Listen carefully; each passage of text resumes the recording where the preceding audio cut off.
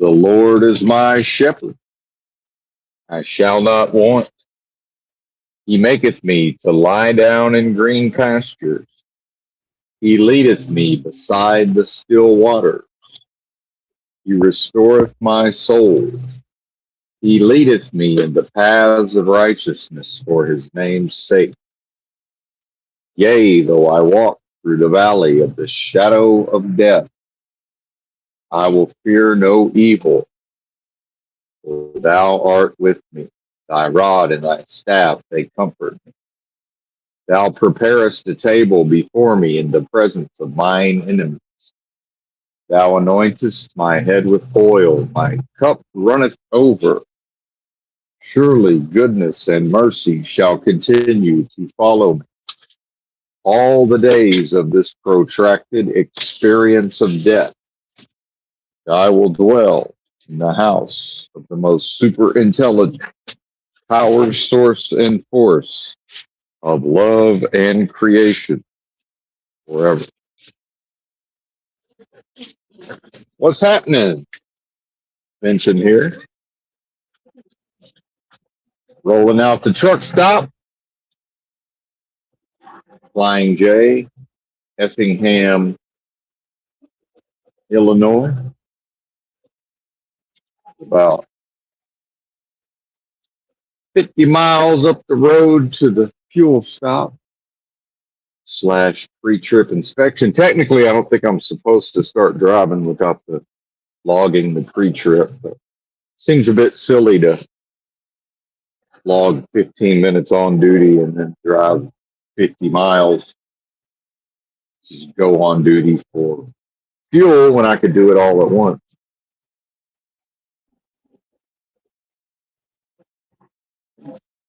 Some of that, of course, dictated by only being allowed to fuel at Love's. Leaving a perfectly good truck stop right now. But you know, why would the preferences of the driver be of much import, if at all? Trust that you are well. We had some demons in the chat yesterday.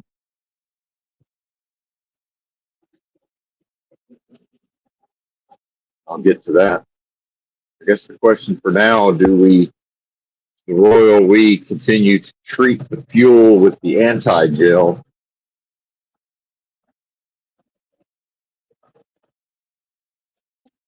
It's a good question. It certainly was cold enough early yesterday. Right now, 28 and dropping on the dashboard.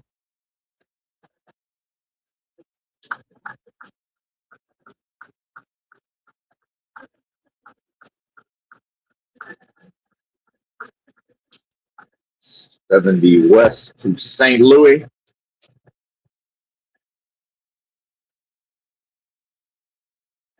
Thank y'all for tolerating the lack of a live chat. Maybe someday I'll figure out how to exorcise the demons out of the live chat. It certainly was. There were attempts made at spiritually attacking yours truly. Seems like the later into the day that I go live, the more likely that is to happen for whatever reason. A little bit of congestion. I think in retrospect, I should have had the vents open back there in the sleeper. Just a moment.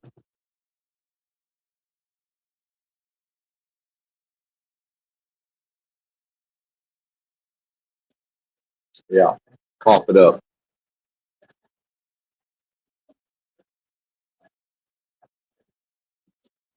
Got paid. That's always fun.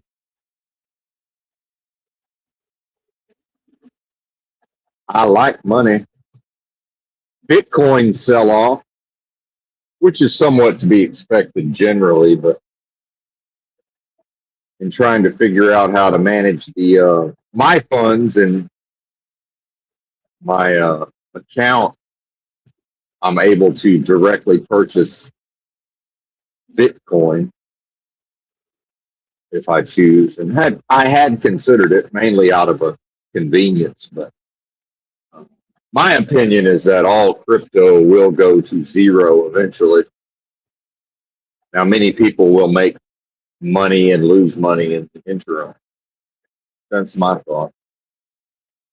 And, my father emailed me talking about Facebook and data centers because he, I guess they banned him from Facebook for whatever reason. And then he said something about America is cooked, and I should probably read that email. I don't know if I can do that or not. Let's see. Maybe. Yeah, he said, what did he say here? Wait, it's my sent mail.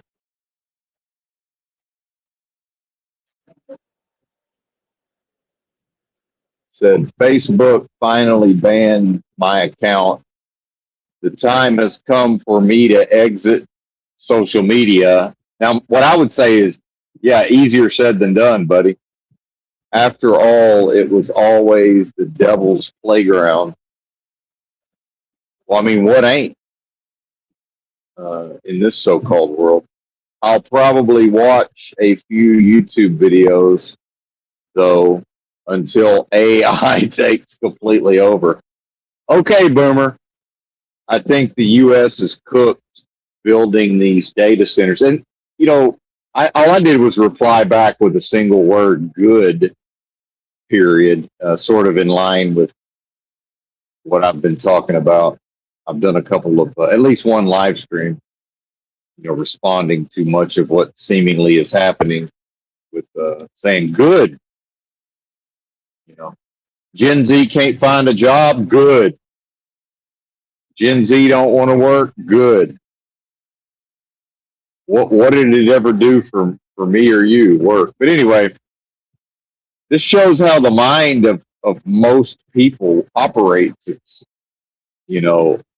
America, the idea of America being in shambles and then seeking a singular cause or reason for it, perhaps further descending into catastrophe and calamity and collapse. Oh, well, data centers. Okay, well, I mean, what are the history of data centers? It's an information age. At what point, when was the tipping point of society, more or less transitioning to doing a ton of business and transacting on the internet? How many data centers were built in? How many were operating when my father started using the internet in the mid 90s? Actually, he's also an early internet adopter, mostly because of yours truly, but either way, he gets the credit for that. So then how many, so let's say 1990, let's just call it 1998. So how many data centers were out there in 1998? Because 2001, September the 11th, Patriot Act, surveillance state, databases, spying. So by 2008, what was the state of data centers in the United States? Then add another 10 years, how many data centers were around by 2018? And then now 2026. Oh, now it's a problem? Well, what about the last 30 years of data centers? So by the time the individual even starts to view something as onerous or problematic, yeah, that's old news. And it doesn't make it any less valid, but that ship has sailed, partner. And as far as America being cooked, I'm not sure there ever was an America in the way that the populace has been indoctrinated and mind controlled. But if there was, I would say it was over with by 1960, in my opinion. All present, virtually all current social problems were fully, including urban decay and urban renewal, gentrification, all of these things, fully fomented in the U.S. by 1960. And people run around talking about Democrat-run cities. Yeah, how did Trump supposedly make his bone? A registered Democrat, uh, pulling enough strings of power, wielding enough power to get concrete poured in Manhattan in the 80s and the 90s. Come on now. That's a gangster. Show me a man that was responsible for concrete getting poured in Manhattan in the 80s and 90s. I'll show you a gangster thug. That's how that works. You can't direct cement trucks. You can't be involved in logistically having cement trucks show up to a ground zero somewhere in Manhattan for concrete without being some version of a gangster thug. It's a cartel, partner. And, you know, maybe they'll let the royal you work as a worker bee, but you ain't in it. That's probably a good thing. Now, if you internalize it, what's the difference? It's more like, you know, people have internalized all of these dynamics. And, you know, the administrators of the evil and the wickedness, you know, they don't want anything to do with commoners. Certainly. So my dad was born in 55. I would say it was over with by then.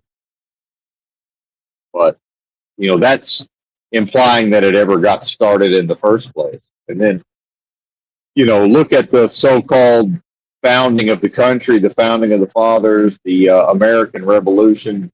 You know, official fiction. What started that? Motherfuckers said we ain't paying tax to the Brits on this tea. Well, how is it okay to pay tax to banker thugs and criminals and servants of Satan? How's it okay and appropriate to pay tax to the synagogue of Satan? But the so-called founding fathers and the whole American Revolution supposedly was tied up in saying, fuck it, we're not giving the Brits, we're not paying taxes on this here tea. Boston Tea Party and all that. But it's okay to slave away for Amazon or Walmart or some large corporation, even of, you know, a seemingly thriving local mom and pop, you know, HVAC shop or whatever. Oh, 10 million in sales, 10 million in gross revenue. You know, where's the glory in slaving away for that to remit a large portion of the proceeds and give it to the synagogue of Satan and say, here, politicians, here, banks, here, corporations, take it. We don't know what to do with it. The people don't. The people, from the perspective of the system, the people wouldn't make use of it properly. Better to give it to the synagogue of Satan and the merchants of death, the lovers of death, so that they can take probably 80% of the federal income taxes and use it to service the debt. So whoever's bought the debt, and then, you know, all of these financial institutions, along with the Federal Reserve, I would assume, 1.2 trillion in fiscal year 2025.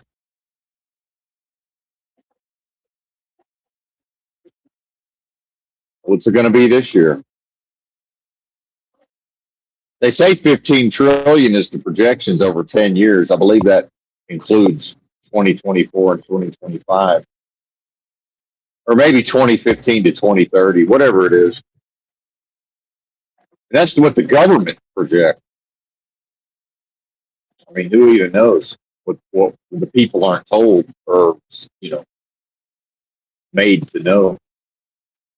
Meanwhile, people bailed out the banks in 2008, 2009, and Benton said, hey, if y'all think they're not going to do this again, you're crazy. They did it again, probably around 2022. Nobody noticed. I'm reading the articles. I'm like, fuck, they're bailing the banks out again. Look at this.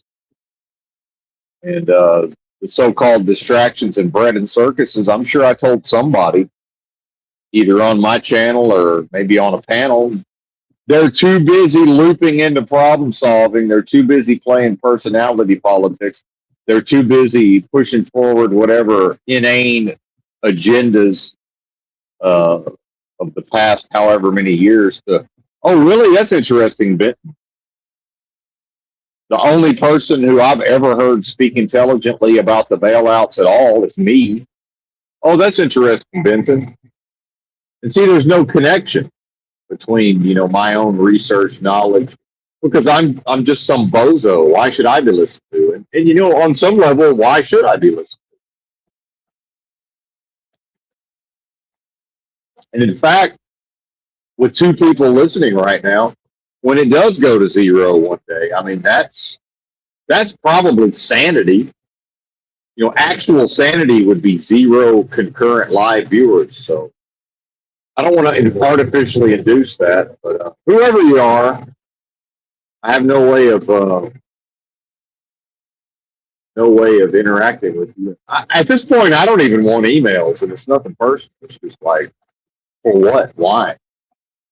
What is connection with anything outside of myself? How's that ever going to lead to anything other than foolishness and folly?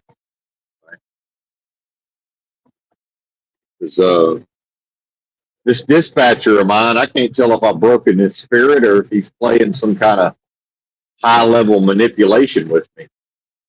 Can't tell, but I think he's getting his ass kicked. I think he's getting our dose of reality. You know, the story sort of reveals itself bit by bit. But back to my father, you know, just blame it all on data centers. Scapegoat. Biden's poopy diaper as a scapegoat. Right. And my father was never that involved in that sort of thing, left-right paradigm. But let's just go ahead and break down the presidents. You got Reagan, Herbert Walker Bush, W. Bush, and really you got to go Bush Cheney. I mean, they were, you know, Cheney was the president as much as W was. And Trump versus Obama, Clinton, and Biden's poopy diaper. Now, again, I don't want any of them. But are you really going to tell me that Reagan, both Bushes with a Cheney, and Trump are somehow vastly superior to Obama, Biden's poopy diaper, and Clinton? You're out of your fucking mind. That's insane. Now, again, I don't want any of them, but who is better for America? Obama, Clinton, and Biden's poopy diaper, or these bozos? I mean, you see what's happening right now. Trump, this is Herbert Walker, this is W. Bush on steroids. You thought the Patriot Act, patriots and truthers, you thought the Patriot Act and, you know, on into the Enron era and the bailouts at the tail end of W. And, you know, inside 9/11 was an inside job and all this. You thought that was bad. Look at what's going on now. I love it. More. Bring more. Do more. Right? Yes. Not Hillary's brain in a jar as, you know, emperor for life, you know, in suspended animation. Futurama version of Hillary's fucking disembodied head in a jar. No, let's do Trump. President, Trump. Let's do Secretary of War Hillary Clinton. Her brain in a jar, her head in a jar, right? Because if you want to talk about just gangster thug perpetrators of evil, you might go, I don't know, man. Cheney, Trump, Clinton. It's hard to beat them three. You gonna really put Clinton? I'll say, oh, Obama and Clinton war crimes. Oh, you gonna put them up there with Hillary? You really gonna put them up there with Hillary, Trump, and Bush, Cheney, and Trump not really so much on the war crimes, just war on the American people crime, right? In the motherfucking streets, right? Hey, I don't enjoy it, but as far as I can tell, this is what the American people have asked for, right? This is what happens when the people love death. When they hate God and they love death, they get Trump. See, they get Bush, Cheney, right? Biden's poopy diaper.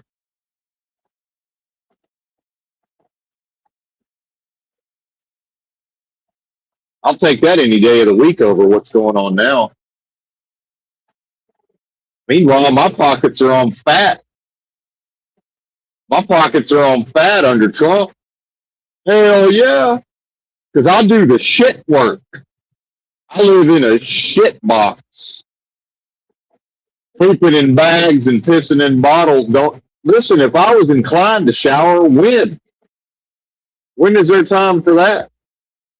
All I do is work. Do anything but work. Or sit around waiting to be dispatched. Right? So yeah, of course my pockets are on fat. Not enough to live in a house or own anything. I mean, I can go to Walmart and fill half a cart and then think, $122. Never would have guessed that. Oh well, $100 cash back. Why not? So my average trip to the Wally World's over $200 now. Yeah, now some of that's might as well get a hundo. And you could talk about death of the dollar and all of this all you want. They want U.S. dollars more than they want Bitcoin. Oh, it's digital gold. Yeah, go buy some actual gold. And man, I would love to see you go put your hard-earned ducats in physical gold and do anything but hold that shit for 50 years without taking an L. Meanwhile, your own family will probably bury you in the backyard.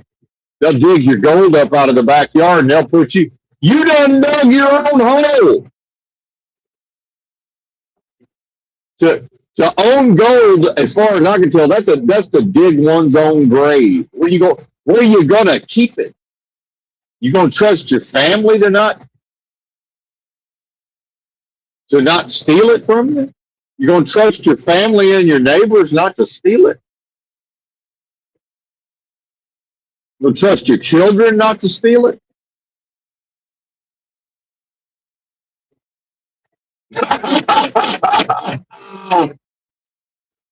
What a disaster! Yeah, they'll dig up your gold by the time and again, not you, the listener. By the time the gold buyer is 85, they'll dig the family, whatever version of bug spray, meth, horse tranquilizer that they're on, research chemicals.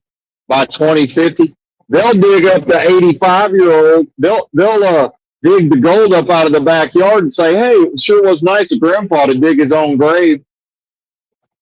And they'll take the gold and they'll roll old Grandpa into the grave, put dirt over him, and never think about him twice. His own children. And won't think twice. Like Dick Gregory said, most of them psychopaths and killers. You don't know who they are. Most of them psychopaths and killers. Oh, but all we got to do is laugh at Biden's poopy diaper and everything's okay. Okay, sure. I'd love to see you go out and make 20 G's. I went out and made 10 G's, bought gold, and lost $600.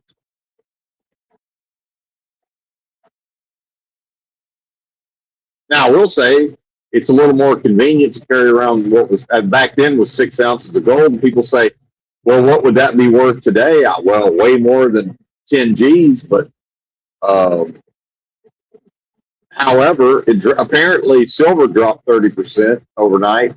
Now, gold's not going to be able to take that big of a hit, but it won't matter in the long run. Here's the point I'm making. It's not liquid, right? It's not liquid. What can you? I can't do anything with it other than bury it in the backyard, whether literally, metaphorically, or both, and dig my own grave, perhaps. Does anybody know the story of Benny Binion and the silver? One of his sons, Jack Binion, or one of them, got all fucking coked out, had a vault out in the desert with silver, like fucking insane amounts of silver, and got murked by some hooker he was romping with, and some cokehead she got involved with. And next thing you know, they're out. Next thing you know, they're out there in the desert trying to figure out how to operate heavy equipment, because now it's a logistics operation, and cokehead's got to figure out, well, how the fuck do we get into this vault? You know, how do we get the sand off the entrance? How do we get down into this vault? And how do we transport this shit to town, and who buys it? And I'm pretty sure that's how they, now, not that they were, again, in the long run, they were probably fucked. But, and we're confused as to why Gen Z's going into compulsive gambling as an attempt to resolve life's problems, right? Wall Street bets or whatever. And I know it's not that exact, but apparently there's numerous fucking 4chan and Reddit threads about, dudes in their early 20s trying to YOLO and spin up a bankroll. Can you blame them? I mean, shit. Yeah, some of them's talented enough, hardworking brainiacs to go make them, with social skills, to go make themselves useful enough to a financial institution, a bank, or a corporation to, retire at age 40 or whatever. And just live on, and manage their own investments. Yeah, first they're going to have to prove to the street and the hedge funds and all of this, well, yeah, make us a bunch of money, and then we'll let you have a little pot for yourself, see? And there's a channel that I've somewhat regularly shouted out the videos of. The guy he wears some kind of plastic mask, Asian dude, I'm pretty sure. He's probably mid-30s, maybe 40, early 40s. Late 30s, maybe, somewhere in there. And he made his money, and apparently he's, doesn't work for Bear Stearns, whoever the fuck he worked for. He had to make them richer.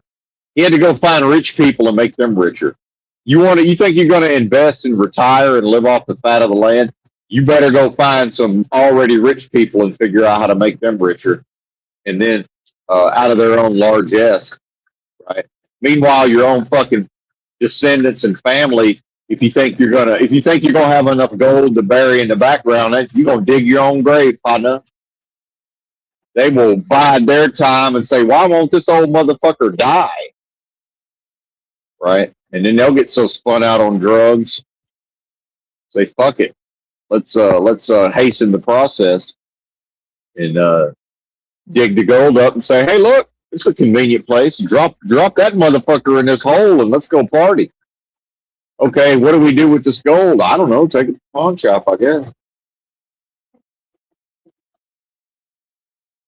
And then what do you mean? I thought gold was $30 an ounce. And the pawnbroker trying to explain, well, nobody wants the gold because the price has become so volatile.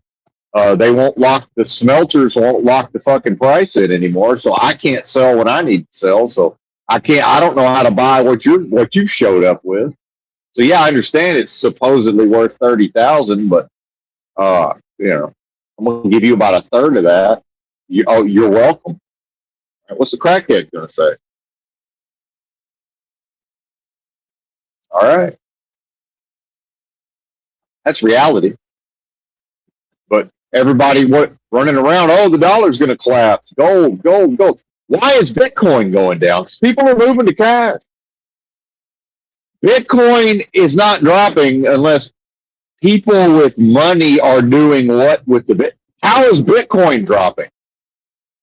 Is Are rich folks converting it to cash or other currency? What's more liquid than the USD? Are you crazy? What is liquidity? US dollars. Now, will liquidity become something else? Perhaps. Why did the American taxpayer bail out the banks in 0809? Because the USD, that's the most liquid form of liquidity there is. Now, I understand some trained economists will be like, well, actually, I don't give a fuck. I'm laypersoning. Stuff that, well, actually, up your ass. I don't give a fuck about that. We're going layperson layer here.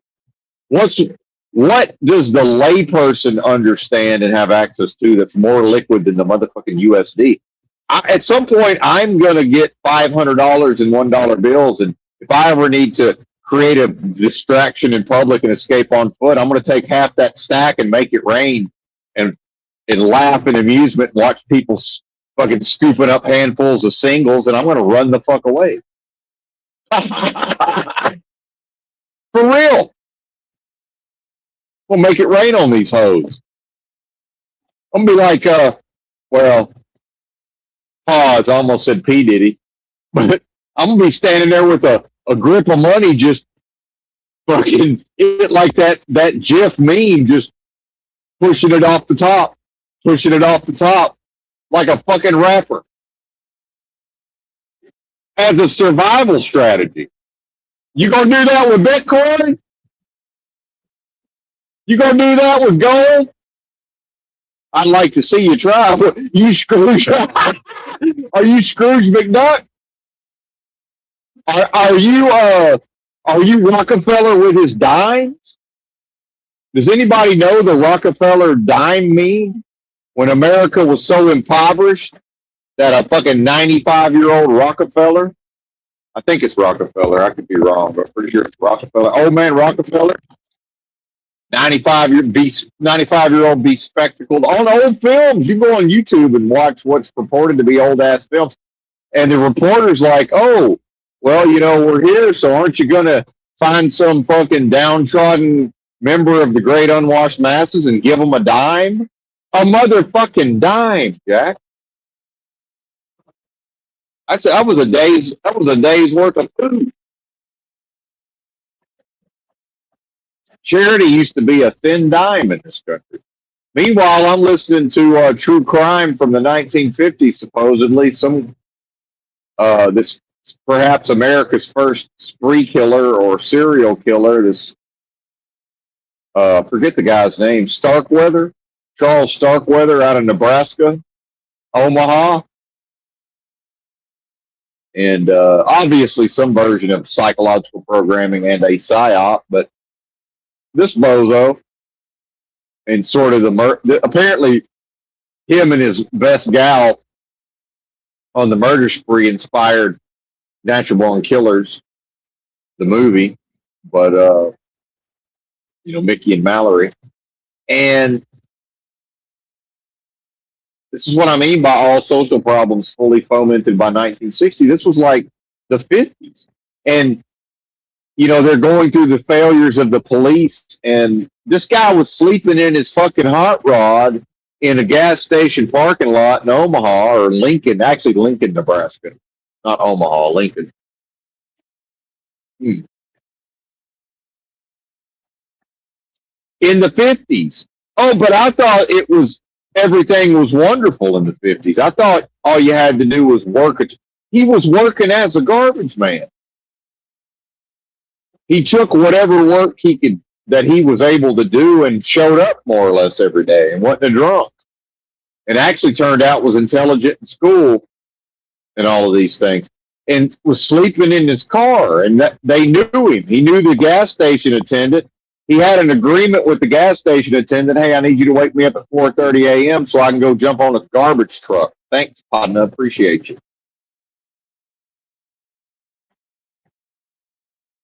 And now we got social media and data centers and Gen Z and millennials car camping as if it's anything new. How about car camping in Lincoln Nebraska in the 50s, and your car your car may or may not start in the best of times. Now it's negative 15, right? And guess who's the mechanic? That's you, buddy.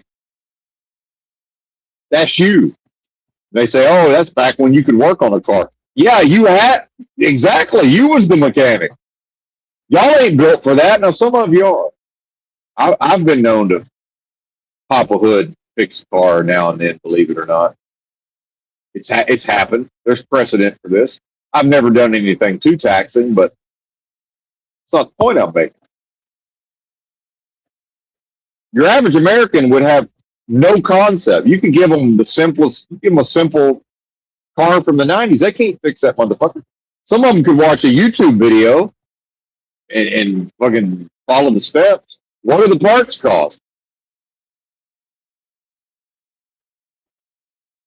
You going to O'Reilly's with some Bitcoin? How about being in line at O'Reilly's, looking down at your phone saying, oh, that's right, looks like my account just went into the negative. Better liquidate some Bitcoin, and while you're in line, the shit drops so much you can no longer afford that alternator and timing belt or whatever you're in there buying. The belt and the water pump. It's like, oh fuck, I had enough Bitcoin to buy this when I got in line, but by the time you get to the counter, you can't afford it. And it's surge pricing, and it turns out that the fucking algorithm has determined that, based on the on purpose engineered lifespan of alternators and belts, surge pricing is also fucking jacked the price up at while you're in line at O'Reilly's, or while the self-driving van is on its way to your house, because now car parts are so volatile. Oh, we're not locking in that price till the motherfucking robot drops it into your whatever Mockingbird style pandemic sterilization box is on your front porch. You think that's all a fantasy? That's the world you live in, and it ain't life. That's the world you're filling in. You better like it. What choice is there?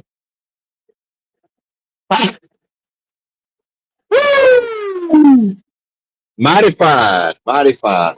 I'd love to hear somebody in the so-called community drop it like that. Y'all ain't got it like this. Them other channels ain't got it like this. That's why ain't nobody over here listening. This so-called community wouldn't know quality if it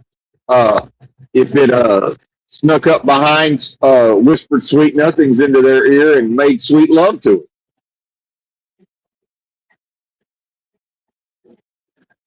I mean, seriously, what even is this? Why do I need a live chat? I have a part of my own brain and consciousness that I have a live chat running in my head right now.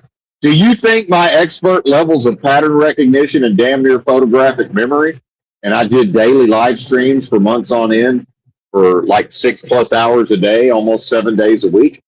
I don't. What do I need a live chat for? Are people going to come demonically shit up and spiritually attack me in the live chat? Good. I got a live chat going on in my head right now, partner.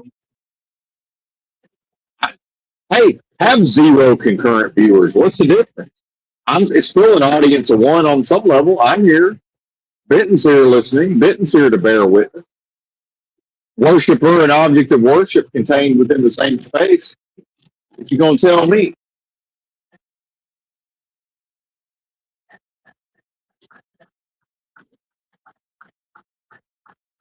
You're welcome. See, we're up to 9. Word must be getting out. That's a little later in the day, too, that I sometimes go live. But either way, shit, old Benton's dropping gems over there. Guess what I do? It's what I've been doing. Maybe someday, and it's not about me. See, there is no Jack Talcott. See, Jack Talcott, he's going to get trapped in that so-called ego. I don't give a fly. It's better for me if Benton ain't acknowledged. What, a world of death and a game of lives, and a place that contains no possibility of substance or creation, and this world that is the lack of all of those characteristics. It, that that phenomenon can't reward what I am. I am the value, motherfucker. Or what I am is the value. So good. Hey, no acknowledgement. Good. I am one anyway. It's a fucking different philosophy of solipsism up in this bitch. This is all on some level. This is all a figment of my imagination in a context, see? Not in a muddying of the waters, removal of context. That's how motherfuckers go crazy, because they cannot and will not ruthlessly apply context, see, and specificities, right? Meanwhile, hello my baby, hello my darling, hello my ragtime gal. I'll fucking I'll tap dance with my top hat and my cane, just for the fuck of it. Why not? Buy the ticket, take the ride. Hell, let's just I'll do a whole stream cliches. Who gives a fuck? Gen X up in this bitch. Somebody paging Bret Easton Ellis. Bret Easton Ellis. Dr. Easton Ellis. To the dystopia, please. Dr. Ellis, to the dystopia.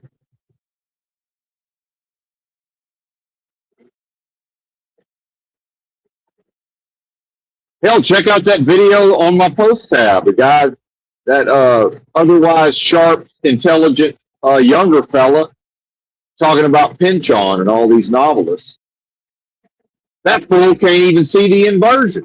Imagine being that smart and insightful and repeatedly looping into Wii level problem solving. Hey, motherfucker, what about this here inversion? You better uninvert that inversion. Wii, who the fuck is that? He starts, and Pynchon and Thomas Pynchon and this YouTube content creator. He starts out his video talking about the necessity of the individual to do better within themselves, and of course he frames it in his own vernacular, but that's what he's talking about. Next thing you know, he's gone on and on about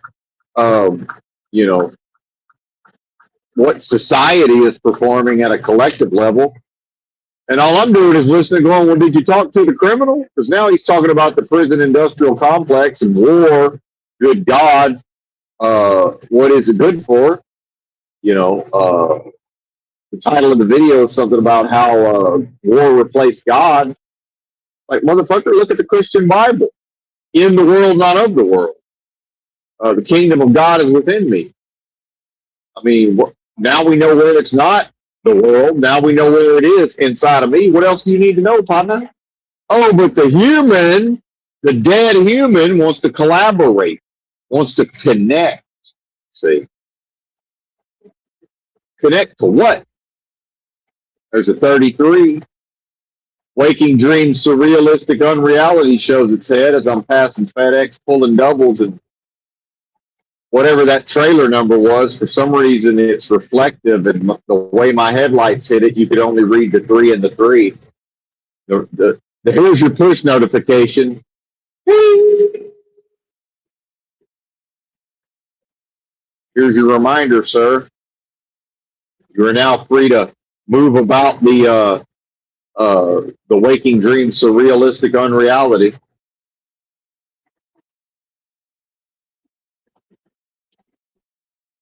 This is your captain speaking, and it turns out that's you. What, you mean I'm in charge? Holy shit. Yeah, you're in charge. You the boss. That's the inversion. You want to uninvert the inversion? All roads lead to you, the master of your own destiny. You're the boss. You're the shot caller. You're the big baller. You're the source of all value and substance and authority and justice. I say, well, shit, why am I behaving this way? Why indeed? Now the individual has a place to start unfucking themselves If you're gonna hashtag hell and get on my level, bitches, now you know where to start. I got about 15 years on you. You probably never gonna catch old bit. That's all right. You can still die trying. Meanwhile, it's a protracted experience of death. That's happening anyway. You dying right now listening to this. What's the motherfucking difference?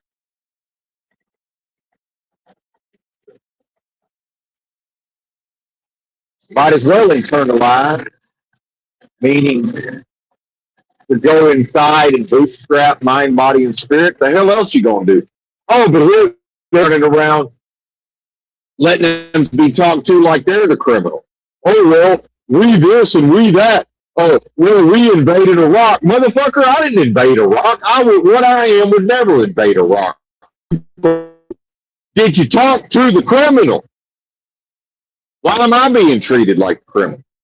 Because this realm will never not treat what I am as if it's guilty, see? And that's what the collective is. That's what the we level problem solving is. That's what, if the individual is insane enough to internalize the gaslighting of being blamed for society's ills, motherfucker, what I am can't perform one part of that. What I am can't perform one part of societal ills. Did you talk to the criminal? No, you didn't. And most of you Christians, again, if I ain't talking to you, I ain't talking to you, and I'm not really talking to the listener. It ain't about the listener.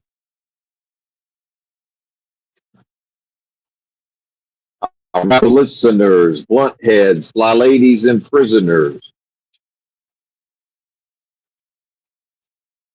It ain't about that.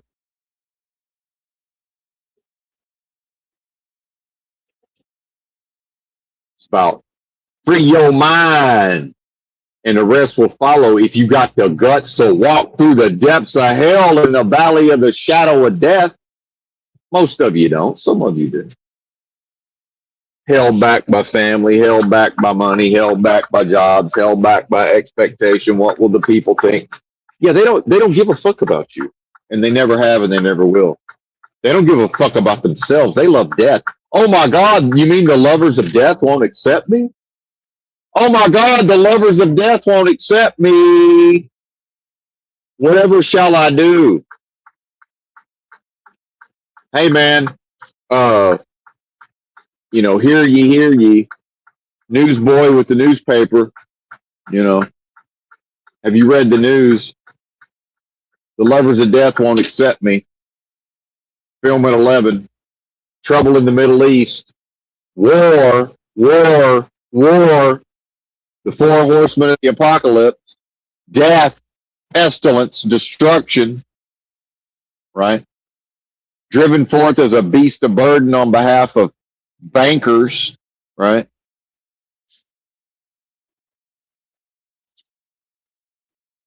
And scumbags of all descriptions, right?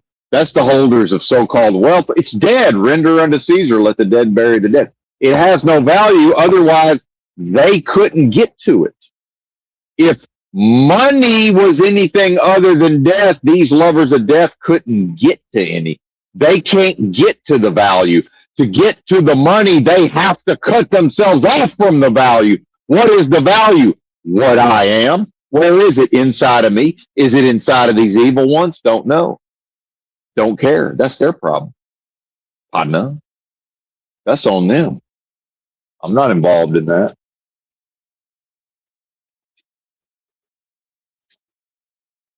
I don't answer for that. It's got nothing to do with me.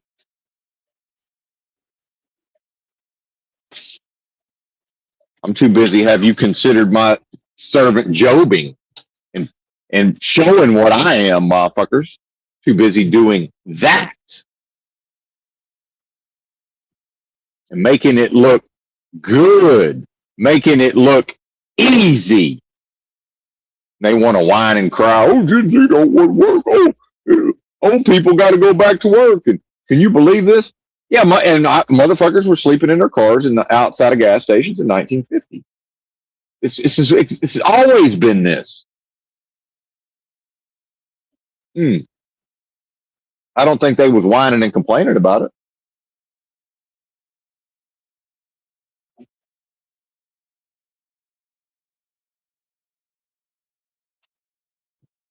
Was they? Was they?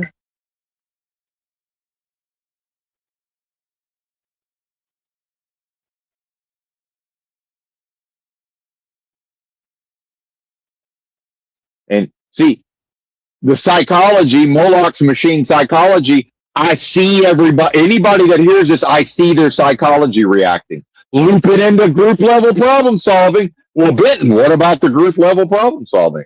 What do you mean? I'm not involved in that. When did the group consult me and deputize me to go out here and analyze a problem, proffer a solution, and then whoever is the administrators to say, okay, buddy, well, we like your plan. Now go get her done as a project manager. When did that happen? And all I see is a bunch of fools, and I don't really mean the listener, but all I see is a bunch of fools running around as if it's not real. That's insanity. Hmm. The daily life of most Americans is literal insanity. Anyway, time to go fuel the truck and wash these windows. I can't even hardly see out of these mirrors, but we'll be back. Stay tuned.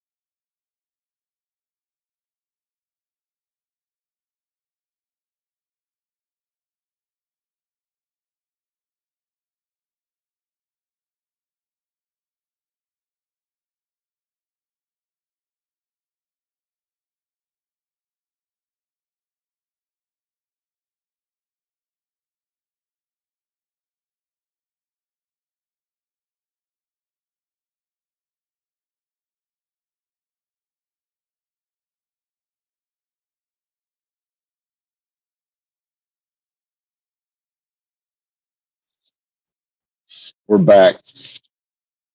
And what godforsaken Eastern European mafia signs my paychecks in the first place? I mean, how is this operation sustainable? I don't fucking get it. It's got to be a front for something. I don't know, man. This can't just be a legitimate business, can it? It don't seem possible.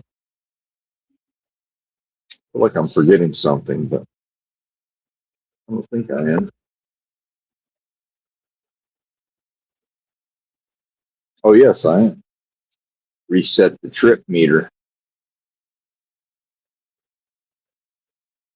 So, part of the trucking company squeezing productivity out of me and to drive me forth as a white nigger coolie beast of burden, driven forth like a beast of burden, sort of yah, and whipped, right?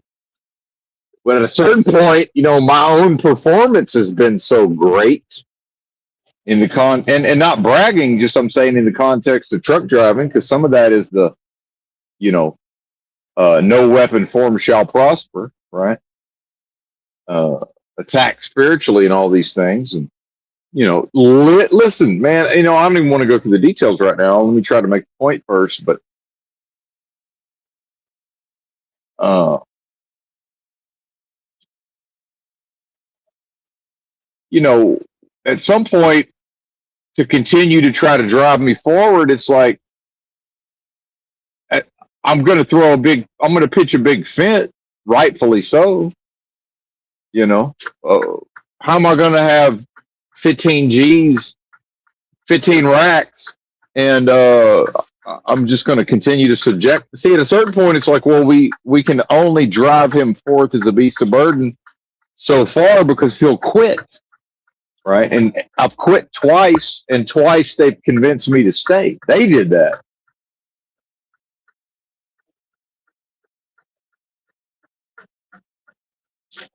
And I don't need my ass kissed, but I mean, fuck.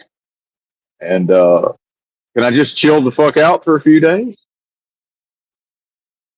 And, that's pretty much what it's been. I've been able to chill the fuck out while still, I don't know what the level of productivity is.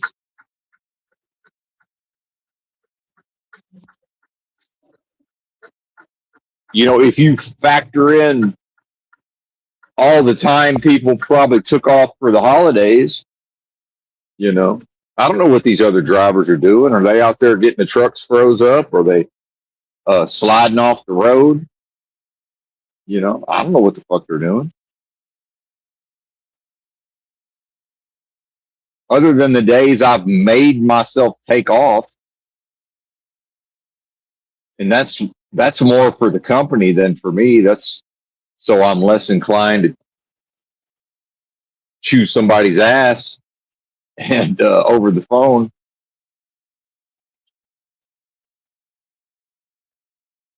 It's never enough, you know. A business and corporations and trucking and all of these layers of scams. It's never enough. So, I think my dispatcher, and I don't know how many drivers this guy has. And remember, he's almost entirely on commission. But if he's been making money over this winter, I got to be a pretty big part of that, I would assume. And,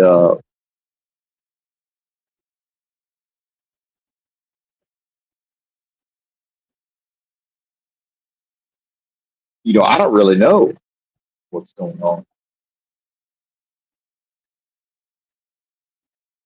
Well, I know that heater about wrecked me. I got all kind of congestion in my chest.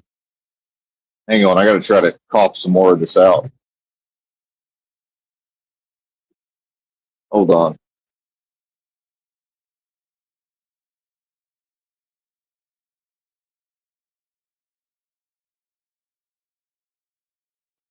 Woo!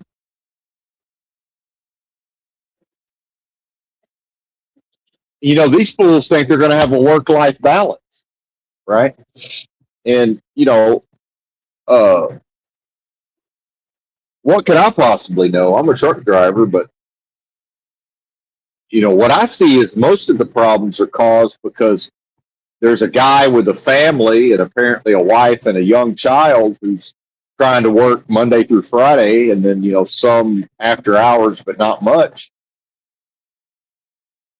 And that's all fine and good. But most of what fucks me up is that whatever they've got me doing, it's almost entirely based on this guy's trying to go home Friday afternoon and he's, you know, then come in Monday morning and figure it the fuck out. It's like, man, and I'll say what my Patel buddy in college told me. He said, and he could tell I was a little confused as to maybe why I wasn't more successful in making money and things. He basically said, you got to figure out how to work way more. You just not working enough, right? Because I could make this dude a ton of money, but not if his first and foremost goal is to go home Friday afternoon. Motherfucker, I don't have your star player don't have a home. Now I don't know that I'm the star player. I know pretty much every company I've ever worked for, with a couple of exceptions, has come out that I was pretty much the most productive as far as helping the dispatcher get their bonus or their commission. It's like, I don't know, man. You know, if wifey poo's got to figure it the fuck out and you're coming home at midnight on a Friday, yeah, that sucks. But, I don't fucking, who cares? I don't care. I know that I'm annoyed by the arrangement and I've accepted it and I expect it. But here's the difference is I'm not going to break my ass to make up the difference. And now they're taking to telling me, well, you're the driver. And I'm like, yeah, exactly. If I'm the driver, I'm not doing it. You can't send me to some damn near impossible docks in New Jersey and then just shrug your shoulders and go, well, you're the driver. Well, okay. I'll tell you this. When I worked my second job with Design Transportation, I'd have took one look at this Google satellite and I would have said, I ain't going there. Y'all are crazy. Or I would have pulled into the parking lot, took one look at what was going on, called my dispatcher and said, hey, man, in about an hour when I manage to leave this shipper, I'll be at the truck stop. So let me know when you got where you want me to go. So I would just tell them like that, meaning I ain't going there. You're crazy. They didn't even question it. And why didn't they question it? Because they was making a killing sending my happy ass from Dallas to the Northeast and back over and over and over. See, it didn't fucking matter if I told them to get fucked every once in a while. It was better to keep me happy. And they can just shake their heads amongst themselves and say, yeah, I guess old Ben's tripping again.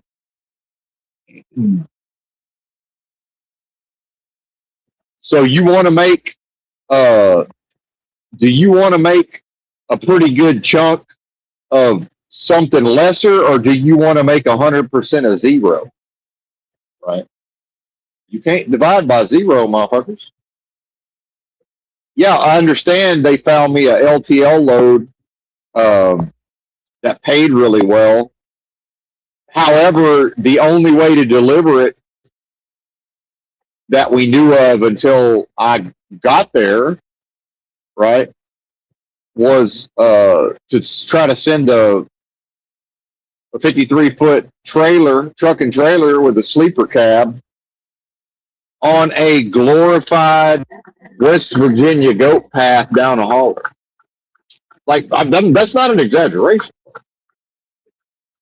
A goddamn Eastern Europe, some version of the Eastern European mafia. This is your country. I don't want to hear about, oh, well, America's this and it's getting back. It's always been run by the mafia on some level. It's always been gangster thugs.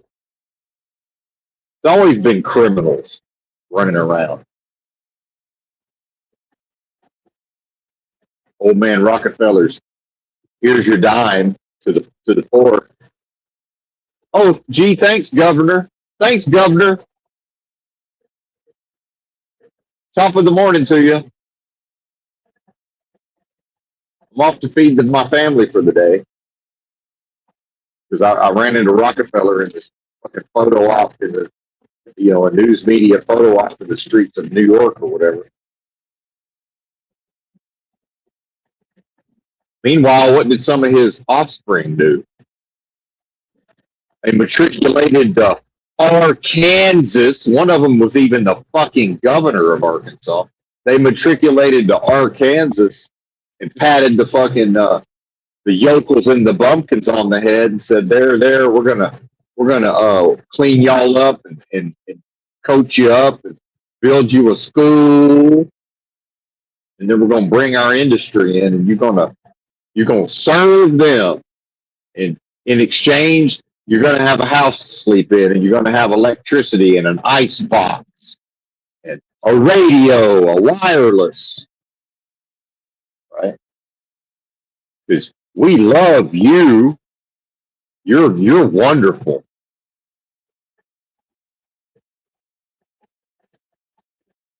Because that's not what Donald Trump's a part of, right? That's not the type of circles Donald Trump or Biden's poopy diaper runs in. It's not like Trump wasn't quoted praising the presidency of Bill Clinton. I'm shocked that former Democrat Trump loved the best 8 years this country's had, 1992 to 2000, in my life, or I should say the least worst. Clinton, by far the best president. You're out of your fucking mind if you want to try to put Reagan up against Clinton. You're out of your fucking mind.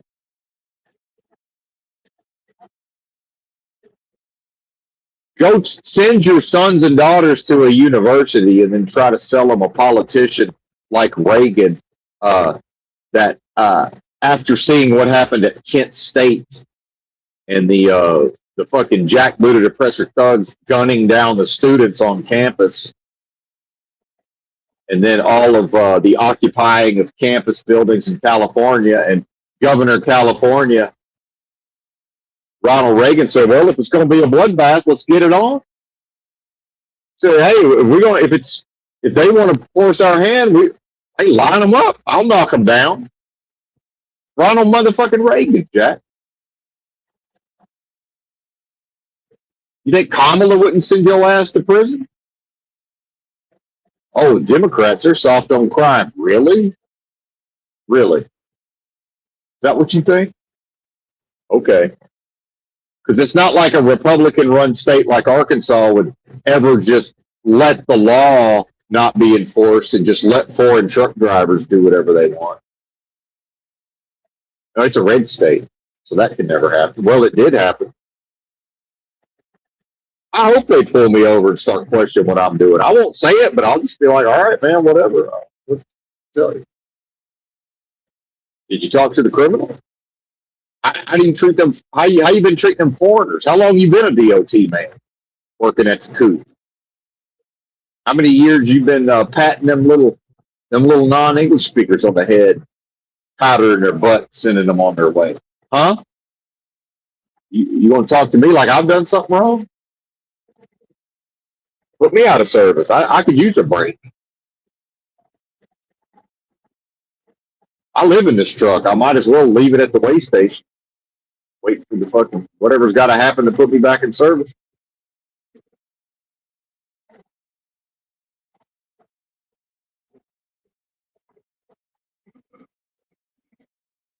Imagine driving for one of these companies out of Illinois, driving 1,000 miles a day, and running outlaw on some fucking hacked laws that hack DLD software on a tablet or on somebody's phone, right?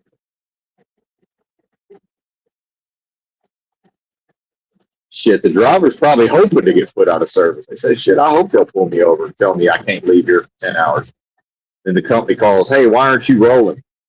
"Well, the goddamn government told me I got to stay here for 10 hours. Except if the driver don't speak English, he doesn't know that the government ordered him to stay there for 10 hours. So who do you think the industry prefers? a desperate enough English-speaking American who will run outlaw and pray for the day when the government orders him to take a 10-hour break, and the company can't call and say, "Hey, why aren't you rolling?" Well, it turns out the government told me I got to stay here 10 hours. Versus the foreigner who literally doesn't understand the words that are coming out of their mouth. Oh, but the fucking, you can take your CDL test in all these different languages. Well, the DOT man can't figure out how to translate a document to whatever language these people read, their native language, that says, "Hey, you can't leave here for 10 hours." The system clearly it doesn't want to communicate this to these people. But it can always just say, "Hey, we told them." You did? Well, why don't you give them the CDL test only in English? Oh, well, but, we got to give them a fair shot. Well, you didn't give them a fair shot when you ordered them to stay at the way station for 10 hours to reset their hours. Because their fucking ELD's is fucking hacked and nobody knows when they took, if they've ever taken a 10-hour break because they bought their CDL. Now I'm watching a white guy, Scotty Bear, who apparently paid $4,200 to Speedy's fucking CDL school in El Paso, Texas. And I don't think what Scotty Bear understood is probably the trucking company or the school has an in with somebody at the office, at the revenue office. There's some amount of money he needs to bribe the fucking government with to get a CDL. See, Scotty Bear is a white guy who thinks he lives in a country of laws and rules and procedures. He thought he gave somebody money under a good faith to get taught how to get his CDL, pass all these tests like Benton did. Oh no, buddy. He was buying access to the people the criminals who know who to pay off in exchange for a payoff. They know who to pay off to get a CDL, and they know who's got to be paid off. Some examiner somewhere's got to sign off on it. Right? But when do all those people go to jail?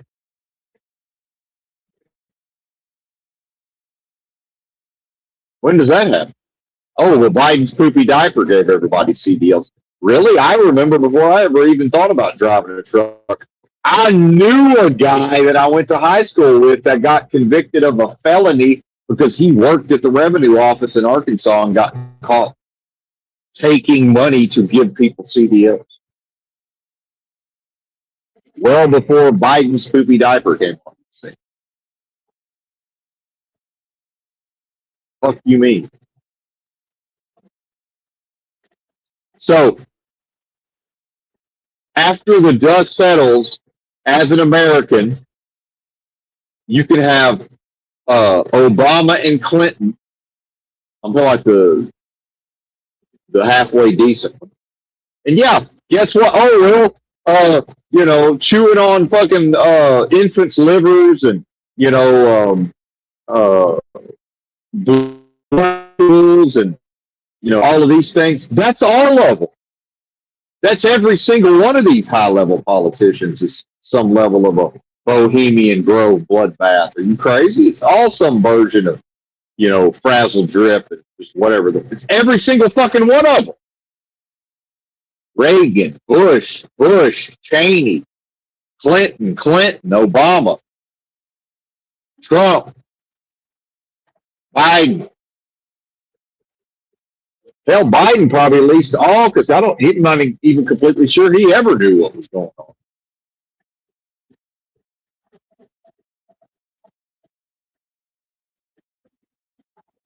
Maybe he did. He probably has been to some of them rituals. I'm not sure he was capable of conceptualizing what all that was about. Have you listened to anything he was talking about when he was still young and supposedly had a sharp mind? He didn't really know what the fuck he was talking about back then. In the 70s, when a politician had to halfway, because the populace, the people who actually thought there was a political process and actually attempted to engage with it, they somewhat understood the issues. Go read whatever the fuck Biden was talking about back in the 70s. Man is a fucking fool and an idiot back then. I'm not sure he was ever taken seriously. In fact, I think he just hung around long enough for the populace to degenerate to the level where they couldn't even really tell. You know, finally, just the average consciousness of the American fell so low, right? That a rising tide. It's like the inverse of a rising tide lifts all boats. It's like the inverse of that. This motherfucker sank to the depths from day one and just waited for everybody else to swim down there. Davy Jones locker, bitch.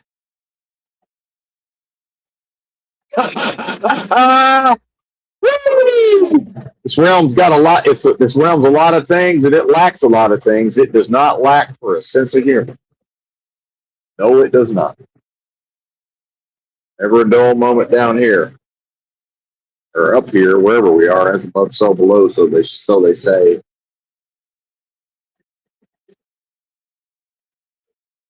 I'll see you at the crossroads. You won't be alone. I ain't gonna miss none of these motherfuckers.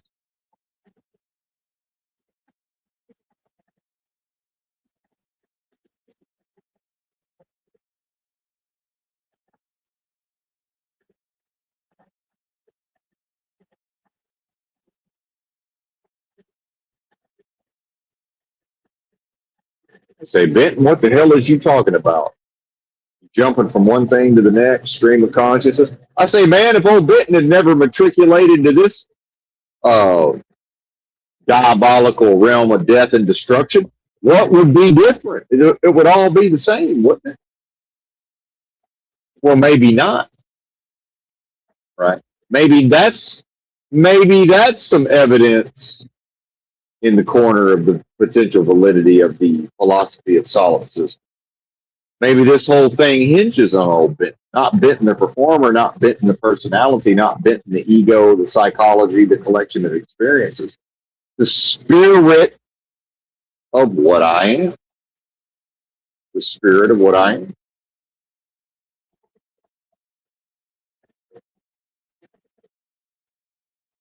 And the inversion and the subversion and the immersion. Baptism wrecked them, damn near killed them, immersed them.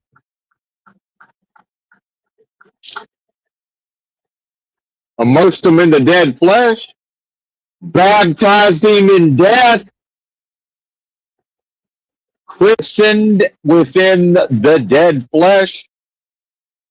The goddamn the long form version of the Michael Jackson's Thriller, the #1 album in this country for 2 consecutive years. No, no, no, no, no.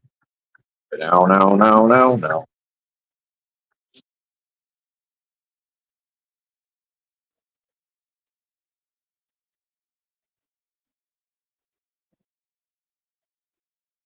Spiritually perfected Michael Jackson and his best girl going to the movies in some version of a 1955,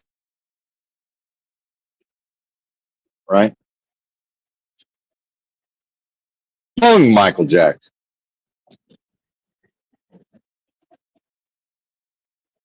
And if you haven't watched that 13-minute film, I encourage you to do so because it's all right there. That's an excellent encapsulation of what the fuck is going on here. Symbolically.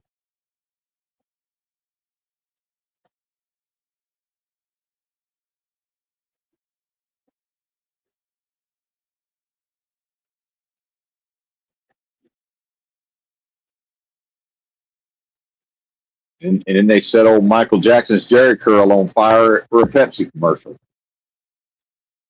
Y'all remember that?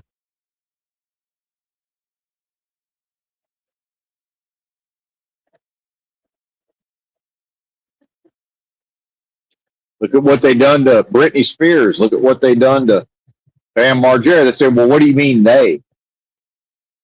Well, this world, antithesis, the vacuous, delusory, adversarial realm of business transactions, the vultures, her family, Brittany's family.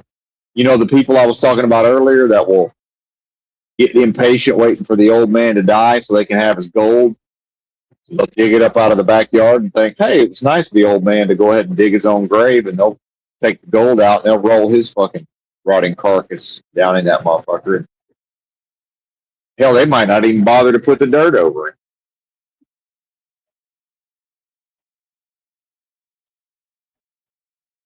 They might not even bother to put the dirt over it.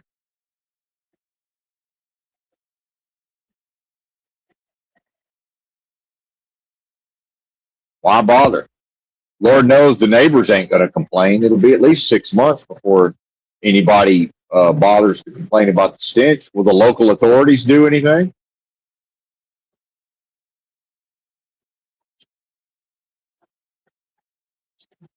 Defund the authorities' response to the your neighbor's the stink emanating out of that open pit in your neighbor's backyard. That's America, Jack.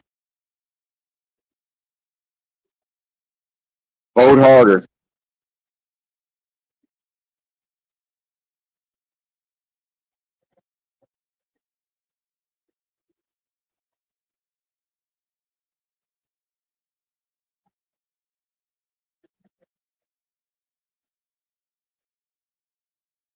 You can spirit cook, and you know, use some kind of incantation to put the fucking resurrected soul of Stalin and you know uh, Trump's body all you want, right? Oh, you mean some version of a dear leader is not the answer for America? Are you kidding? Shocking. I'm shocked that things have turned out this way. You mean that that billionaire who's seemingly mad for power? I mean, he doesn't really love the fucking proletariat. I thought he loved the.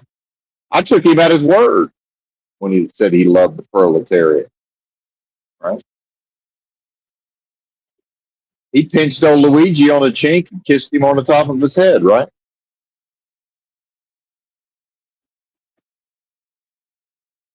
Or is Trump Michael Corleone from the Godfather movies, and you're Fredo?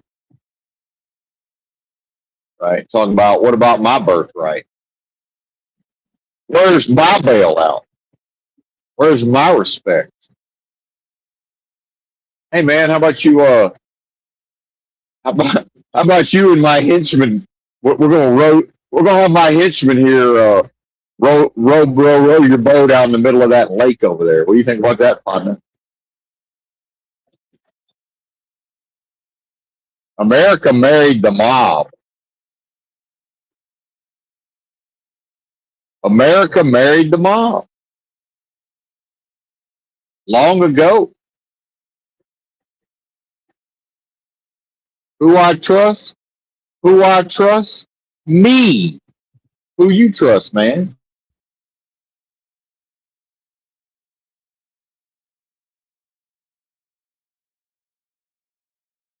And that was what I said.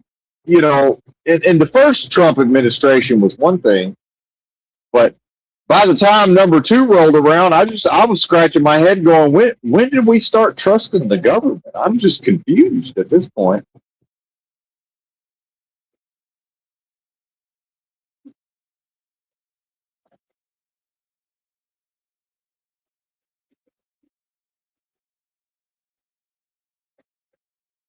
Hell, they got so desperate they tried to send me to an army base and take a load to them tunnels in Missouri. And if you ain't, hey, you think you're a truther or a conspiracy theorist, I know you know what I'm talking about. Them tunnels. I forget what they call them. They got some kind of other name for them. It's Independence, Kansas, or Missouri, I think. It's one of them towns. I forget. But you drive underground. Step one, drive your big rig underground. Well, maybe downtown at the convention center. It's the only time I've driven a rig underground. What even is this?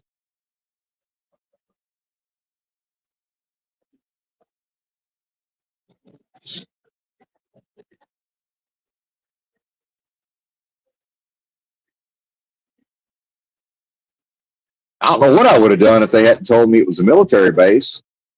But he said they called and asked me if I had a real ID. I said, yeah, I do. And that's a whole other story, but uh, entirely. But then he's like, yeah, I guess they want a U.S. citizen speaks English because it's an army base. I said, yeah, I think I'm going to an army base. You know what? I'm not really a fan of the government in the first place. Yeah, I'm good on all that. Come on, come on. Thanks anyway.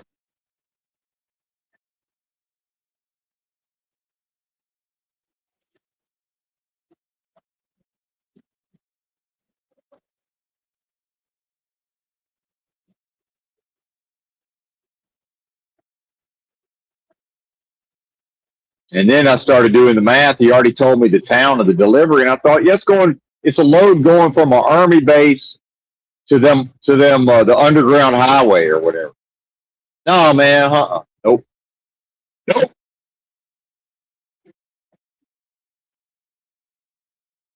nope.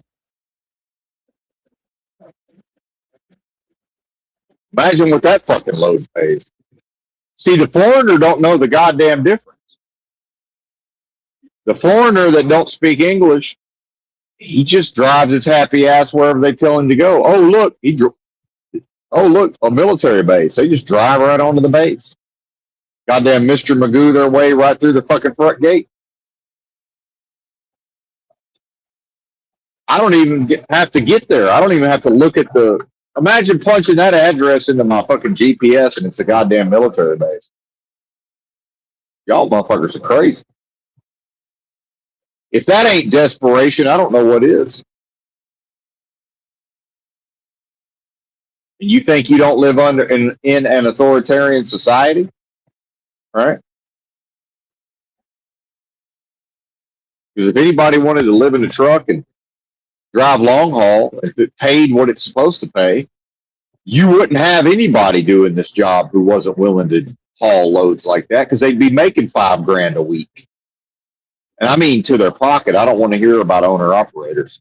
Ain't no owner operators out here making $5 grand on fucking dry van to their pocket in a week. That's does not exist anywhere. I don't want to hear it. It's bullshit. All these years later, we got people running around on YouTube and social media that whatever their revenue is as lease operators, they say, "Oh, I made however much this week." Oh, really? Because 1,800 hit my account. What y'all keeping out of that 7,000? $500 if you're lucky. And it's insane. Anyway, it's time for some blueberries. If you don't mind.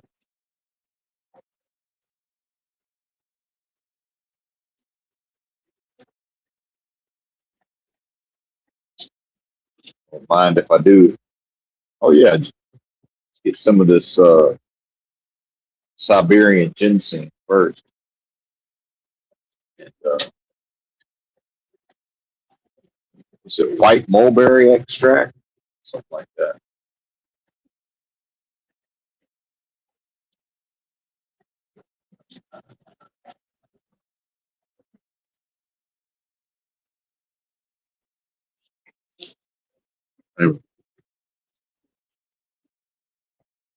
Rio, I don't know.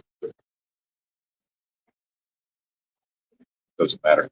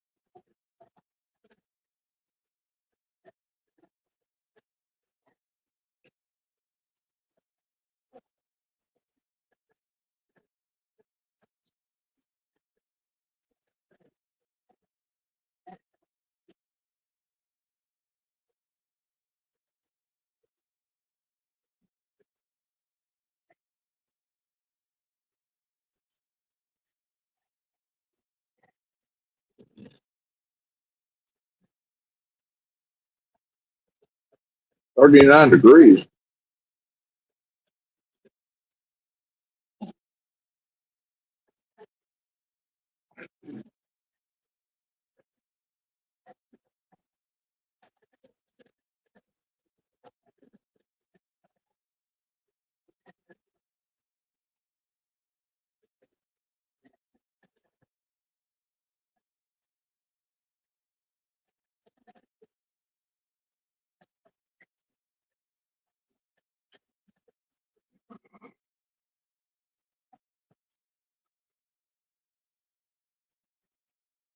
Oh, yeah. Moving on to grapes.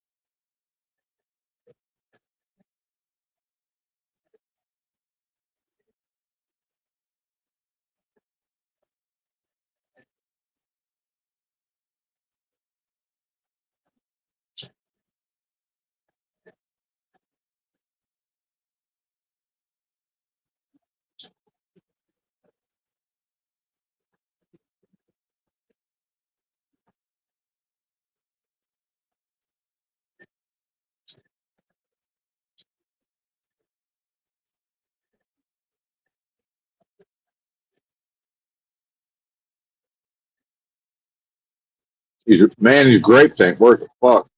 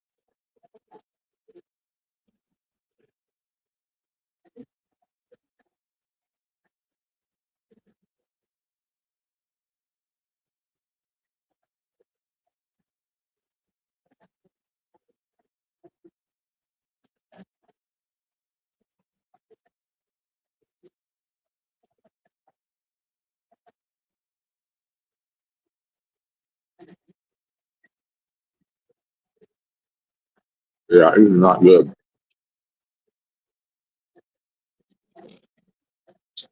Oh, not good.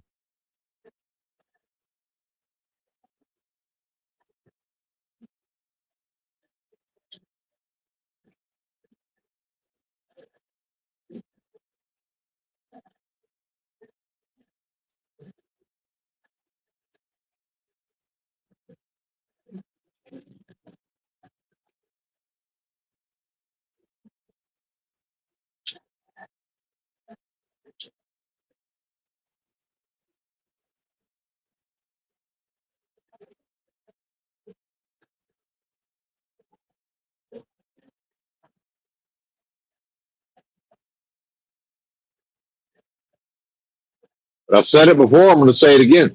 What is worth having in this place at this time?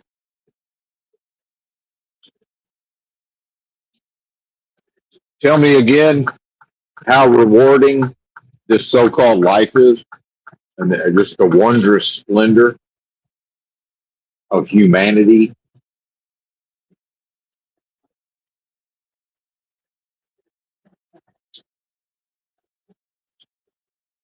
And see, that's the gaslighting.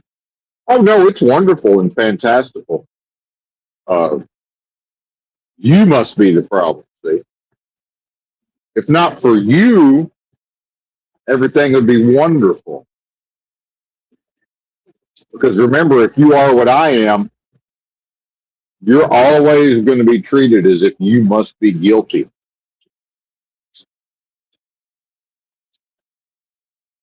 unless you're willing to treat your blessing as if it may be a curse. And then you can go cross over and potentially serve evil well enough.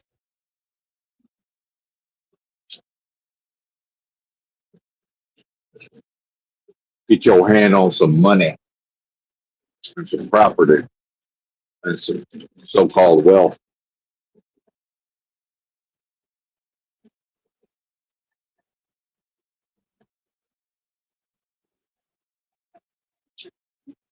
So whether this dispatcher knows it or not,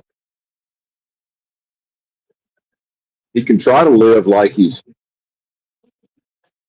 providing for his family and is going to be there for his child and his wife and all of this. By what? Serving death and loving death? How's that going to work out?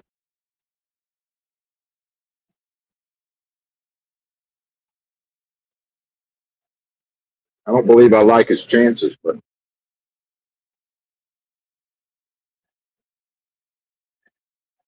I bet you if he really took the time to figure it out, I bet you he could figure out how to plan my loads based on what I've already shown him I'm willing to do. And a lot of that is what drivers are not willing to do, other drivers. And some of the stuff they're willing to do, I'm not willing to do.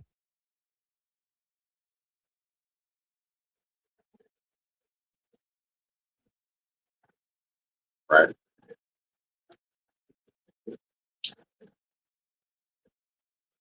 So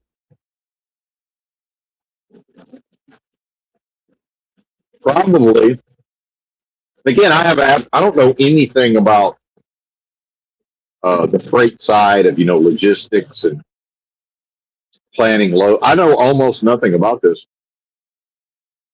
I'll go ahead and tell you this. So if this guy had a mind like I and understood strategy and competition and winning, right? Well, number one, we'll figure out what is almost guaranteed to cause problems is any version of a so-called straight through load, which is we send Benton to pick up a load at like 1 p.m. and it's basically the miles and the time to get loaded and unloaded. It's structured around. It's one full clock. It's one full day's work. Except Benton don't want to work 1 p.m. to 2 a.m. or whatever. I want to wake up at 2 a.m. I don't want to go to sleep at 2 a.m. ever, ever. That should never happen. It has happened already, of course, but multiple times. Because usually, if I have to stay up until 2 a.m., I just don't sleep. I take a little nap somewhere. So now we're almost guaranteed that I'm going to be cranky in a few days, even crankier than normal. So it's basically depriving an old man of his sleep to try to make money. Uh, when there's got to be way more effective ways of making money, right? It's got to be. And then,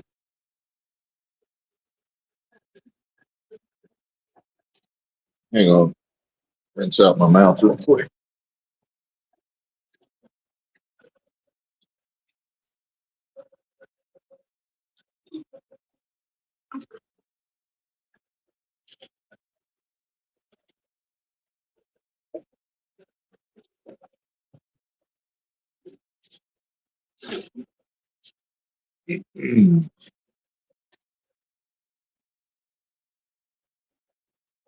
So the the only time I should ever get a load like that, and almost every time they have me pick up a load like that, I've already been working that day. So it's not like I ever actually get there with a full clock. It's this just in time, straight through bullshit.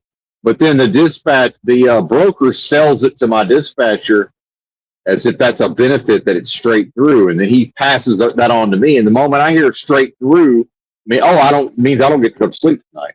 That's all I hear is Benton don't sleep. Great. And he's trying to, since he got fucking sold the bill of goods, now he's talking to me like I'm supposed to be happy that it's, how's that good for me? I live in a truck. Why? Straight through to what? Straight through to no sleep? Straight through to sleep deprivation?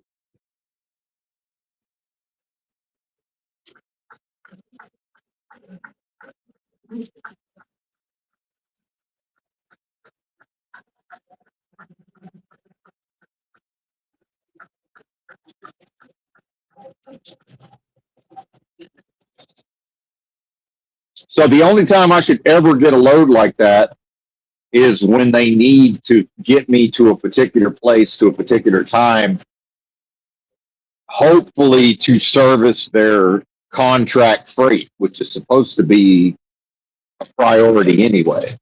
Right. Supposed to be. Exit 3A.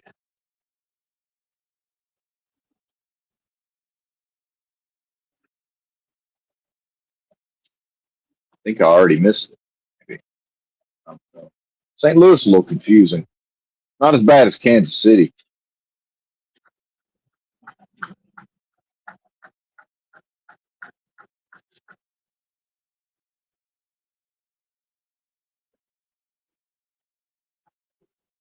I'm having problems. Can't get my phone positioned to actually be able to see the screen properly. There we go. Okay.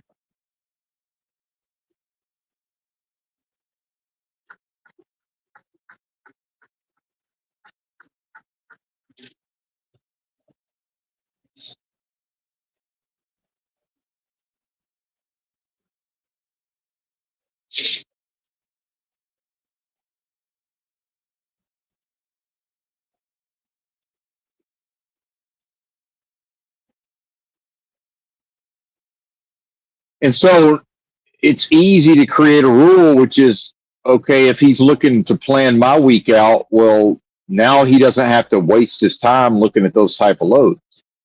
But when his major for half, at a certain point in the week, his entire, it becomes all about making money while dispatching Benton while trying to go home on Friday afternoon. So at some point, it's, oh, well, because I went home Friday afternoon instead of attempting to plan Benton's week at the end of the past week. Now I'm showing up Monday morning. Oh, look, here's some straight through bullshit. Right. I think I'm already in the wrong lane. Yeah. We already went the wrong way. And half of this is the traffic. Like they know where they're going. I don't know where it's fucking going. They're in my way because if I need to make a lane change, I can't make my goddamn lane change because I got a bunch of morons on top of me the whole way. See, so now I'm in the wrong lanes. So I don't even, where the fuck are we going?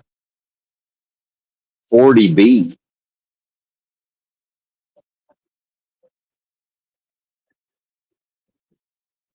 I think we're still going the right. This is what's crazy. Some of these cities have like multiple roads and then they all join back up in the same place, but the signs all say completely different bullshit.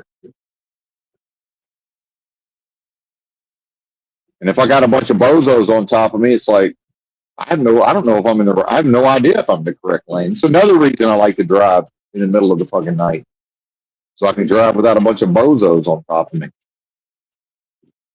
There's the old St. Louis Arch there.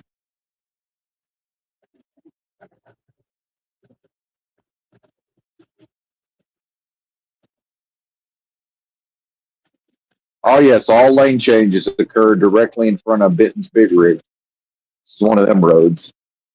Everybody that makes a lane change, yep, every single lane change occurs directly in front of my big rig.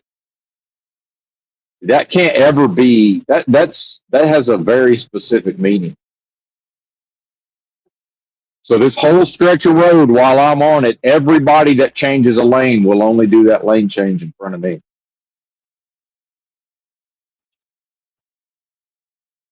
And sometimes it's just I get attacked by like just vehicle after vehicle after vehicle after vehicle swoops down upon me.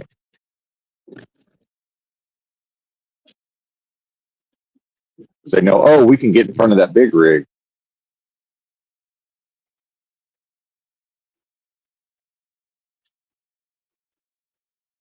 It's like, yeah, right up until I go Air Horn City,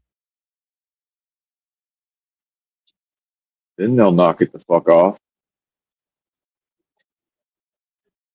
That's all these bastards understand, man.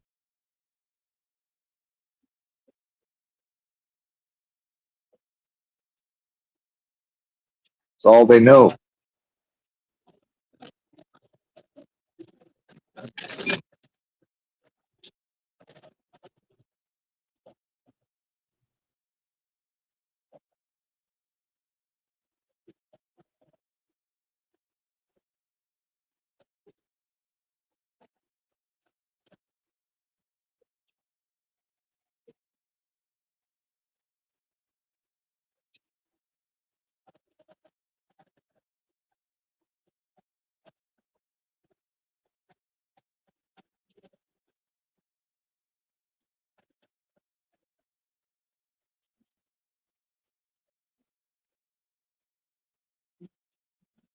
Well, and another problem is all the brokers, what they're doing is based on going home Friday afternoon and coming in Monday morning.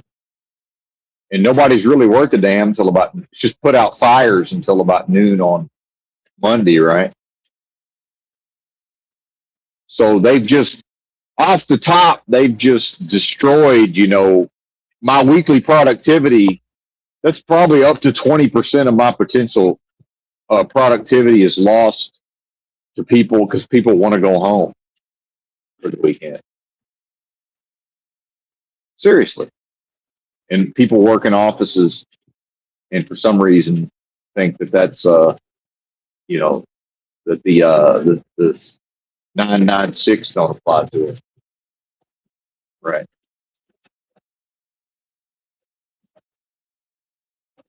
They're special. Okay, good luck with that. So at some point, the owner of the company is going to be chewing ass saying, hey, who the hell's been more productive through the holidays and all this crazy ass winter weather than Benton? And y'all can't figure out how to keep him moving. And I mean, they keep me moving, but they're definitely not maximizing the potential profits, which I get paid the same either way. What do I care?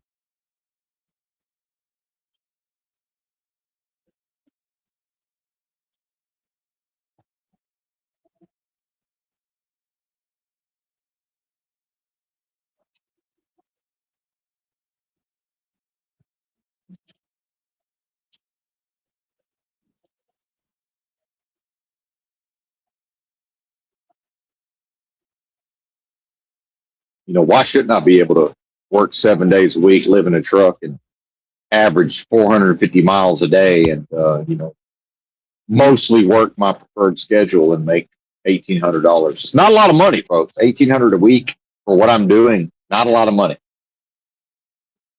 It's really not.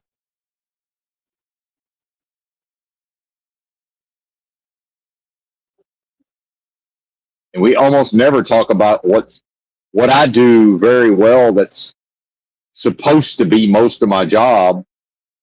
Actually driving the motherfucking truck safely and maneuvering, all this traffic and making all these tight ass turns and doing all this crazy backing maneuvers. Hell, I picked up a load yesterday and I had to, where I backed into the dock, where I had to start with such a crazy angle. But see, it's no problem because I have enough, as long as I have enough space to work with, it's fine. But I had to swing the whole fucking rig around, and some guy was delivering in like a little Sprinter van, and he was like, "Hey, do I need to move my van?" And I wasn't thinking about him, so I just looked at it and I looked at where I know I'm going to be going. I said, "No, man, you're good." But then when I started, I thought to myself, "Well, you know what? I'm about to swing this whole rig over by where he is, so there's no upside to him to leave his van there to maybe get hit. It's just, there's just the risk versus reward is all out of whack." So then I was like, "Hey, man, on second thought, for your sake, you might want to move it." And I, of course, now I've got a mental picture of because I've seen it. I know where his van was in relation to what I did. And yeah, I knew I've totally everything I did. There was no chance of me hitting his van, but at a certain point, it would have looked pretty fucking scary if he was standing there watching. Like, yeah, you might want to go ahead and just move that bad boy.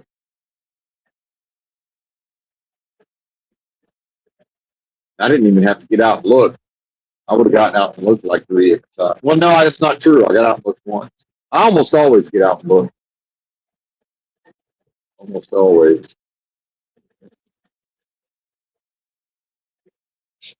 Protecting America, Morgan and Morgan. Scumbag lawyers protecting America.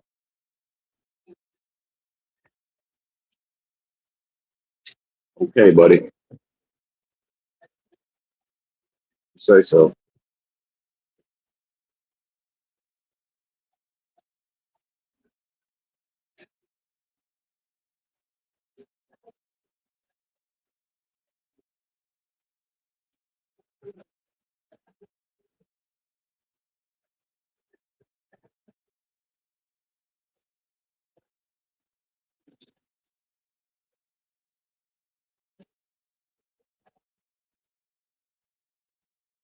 This is where I picked this load up yesterday in Indiana. First, I thought it might be Amish, but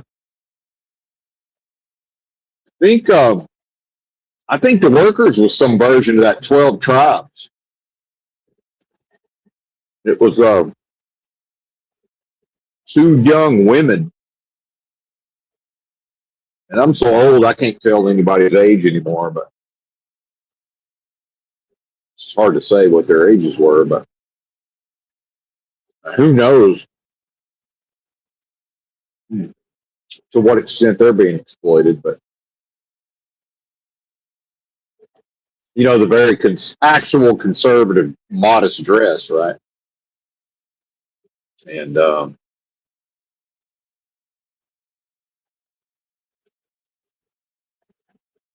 head coverings, not face coverings, of course, but head coverings.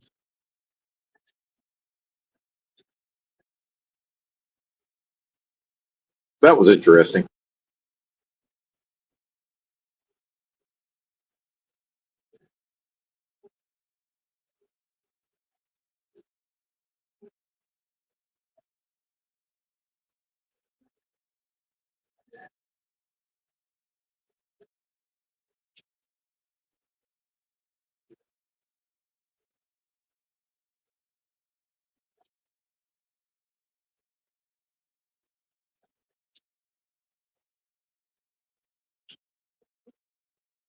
And then I'm signing the bills of lading, and I'm left-handed, and especially in these sort of cultures, to girls or women of that age, and I mean, they could have. I have no idea. They could have been. One of them looked like she could have been 14. I have no fucking idea. Hard to tell.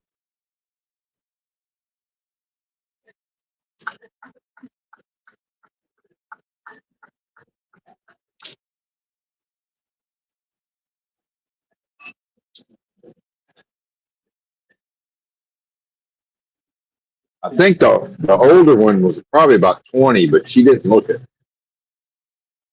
Could have been younger. I don't know. But if you've been around these, because see, these are women who they are able to grow up in an environment mostly separated from feminists.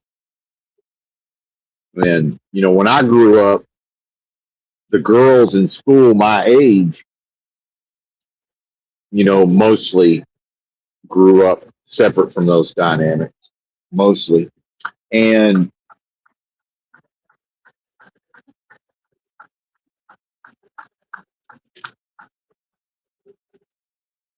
I've observed pretty early on that a lot of what girls do is stand around and watch the boys and cover their mouths in a semicircle and talk about the boys and he and all of this.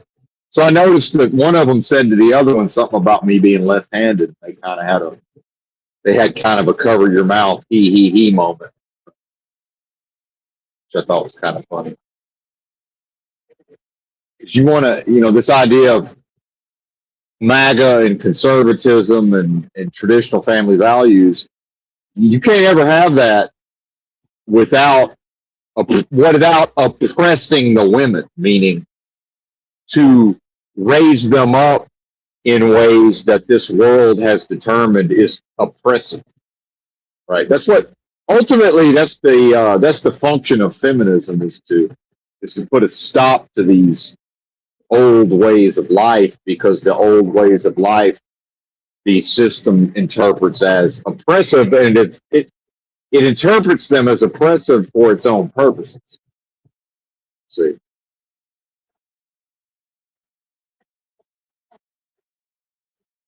Now, meanwhile, what's the interest in Benton? Well, he's a man, he has a job, and presumably he's not a criminal. Like, this is not a high bar to cross, right? And he could probably do some shit. I mean, I think they would understand that. Yeah, I got the country accent, but I'm sure they could tell that I ain't really particularly handy. Or there's a reason I'm driving a fucking truck after all, but uh, not particularly. You know, haven't been involved in any barn races. Let's just put it that way. But and physically at my age, I still probably seem like I could put in a day's work if it came down to it. Maybe not a couple. I don't know how many days in a row, but I'm probably good for 2 to 3 at least. You remove the weirdo social media induced dynamics and you know the sexualization, and you leave the wholesome elements, right?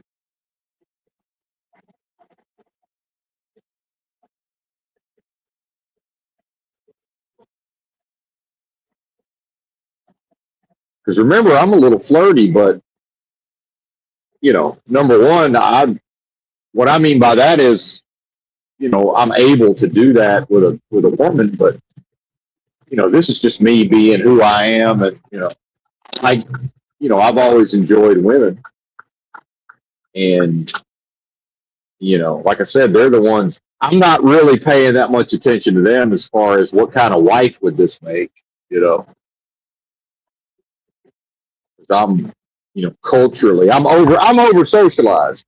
That's the thing is, if you look at the writings attributed to Ted Kaczynski, compared to them, I'm over socialized, and I could see it by the end when I'm kind of, you know, doing my fake and phony song and dance of sort of over the top, thanking them and telling them to have a good day. And it's like, when you have people that live whatever life they're living, they don't engage with that level of bullshittery, right? Which, I mean, good on them, and I don't care. I'm leaving anyway, probably never to return. What's the fucking difference? But these are the things I think about. But see, that means something. The kind of because that shows you that they're not paying attention to Benton. They're paying attention to whatever men are available that they because if they don't already have husbands, they're going to have husbands pretty soon. And yeah, this truck driver is probably not on the agenda, but they're already in a mode of kind of, sussing it out and sort of categorizing and you know, kind of sizing up the males. If that makes sense. And that's normal. That's what broads do, unless unless their version of over socialization goes through feminism. Wow.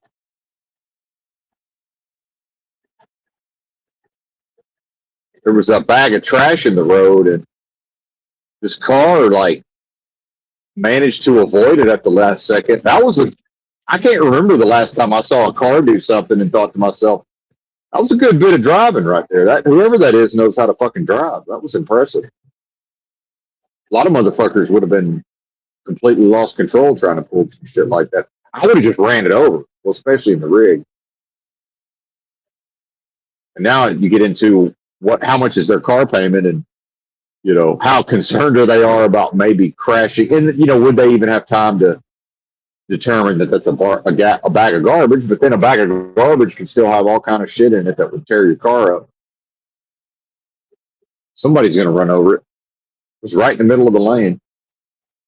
Yeah, that was impressive. I'm impressed.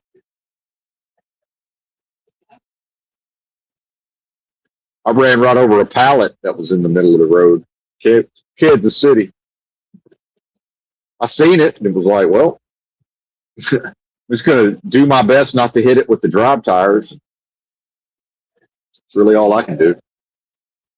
I'm not crashing trying to avoid running over a pallet.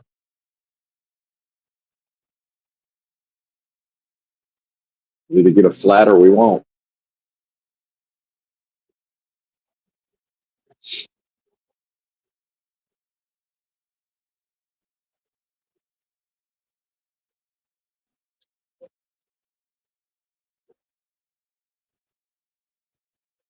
Of course, then you also get into some of these older school cultures and left-handedness being associated with Satan, right? So, you know, and then perhaps an inborn attraction, the female's perhaps inherent attraction to what they may perceive as dangerous or even wicked, right?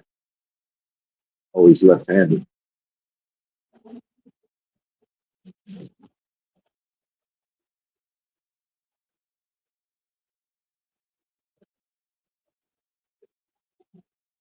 I think we missed our exit here. No, we didn't. I thought we did. All right, got it. We got it. Well, I'm almost there, so I'm going to sign off. Bye.